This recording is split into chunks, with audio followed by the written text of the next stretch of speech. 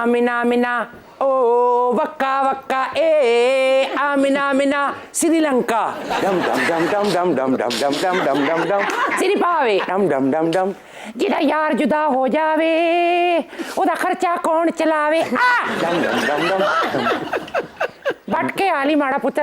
Aunty ये आपको क्या हो गया? अपना चिट्टा चाटा ट्रेड इन करवा के आप गोल्डी लॉक्स बन गई है, क्या करिए आप? साथ गंगू भाई भी आ गई है और इंटर्नी गंगू भाई भी आ गई है। आए बट माड़ा पुत्र के दसाई आज असल च पता लग गया कि तुसन शो सुपर ओवर च आयमा बेग ते अदनान काजी साहब आए असी त्रै दियां त्रै रल के इन्हां की टफ टाइम देण आईयां।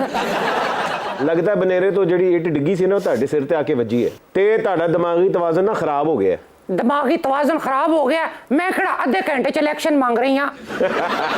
अज जेड़ी भी गल करनी है सोच समझ के करी बटा। अज तुड़े शो च शकीरा पटवारी आई है तकिया तू वर्ल्ड कप दा जेड़ा टाइटल सॉन्ग है शकीरा पटवारी कोलों नहीं गवाया ते कैसे कैसे अपसेट वजे ने। सऊदिया ने अर्जेंटाइन नू ते मोरक्को ने स्पेन की हरा के अपसेट मारे ए अपसेट ते कश्मीर दे इलेक्शन च भी नहीं वजा।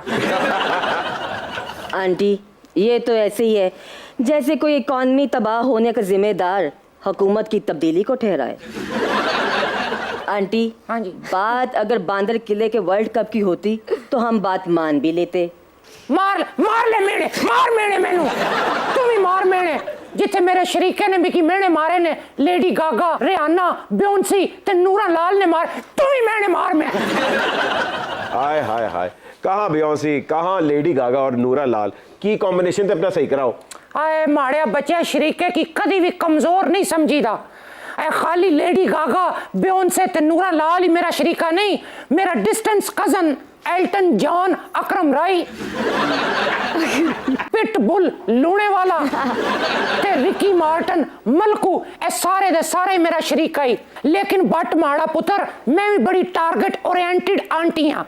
मैं भी उतनी देर तक साह नहीं लिया जितनी देर तक सारे प्रोजेक्ट कट्ठे नहीं कर ले।